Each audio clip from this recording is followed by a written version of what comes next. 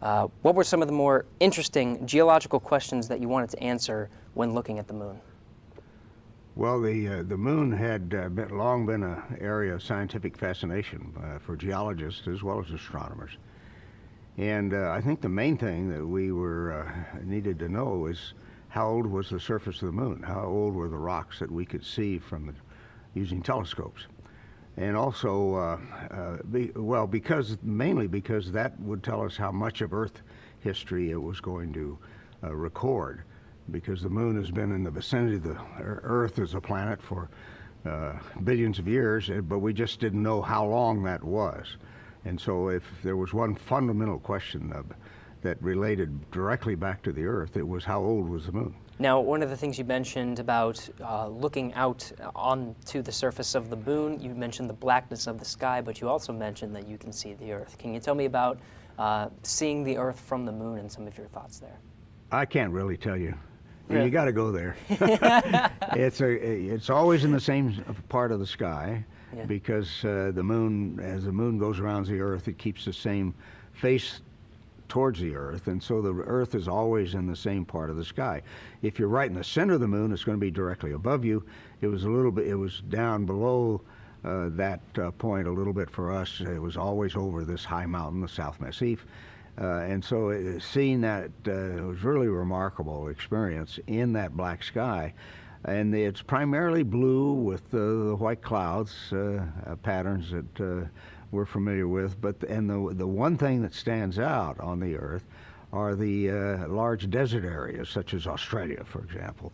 It stands out almost as an orange beacon, even from the distance of the moon, 250,000 miles from where we were.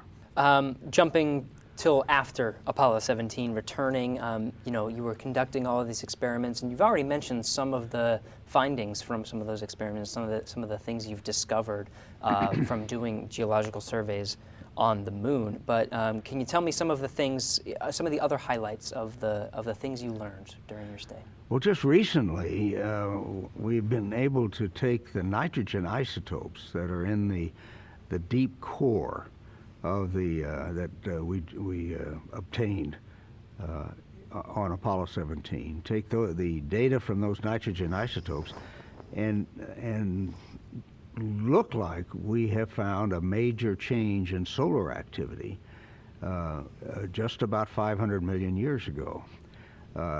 We're still working on that, but it looks like something strange happened to the sun. It increased its luminosity, the amount of energy that was coming from the sun, about 500 million years ago. And one of the interesting things is on Earth, that's when there was this explosion of life.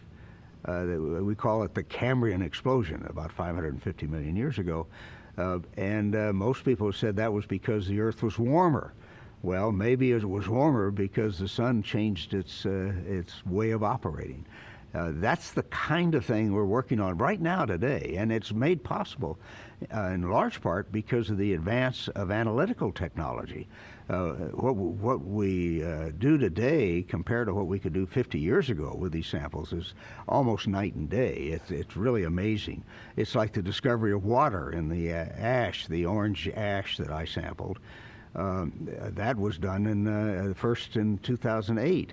We thought up until that time that the moon was bone dry, that there was no water. We knew there were other volatiles, but no water.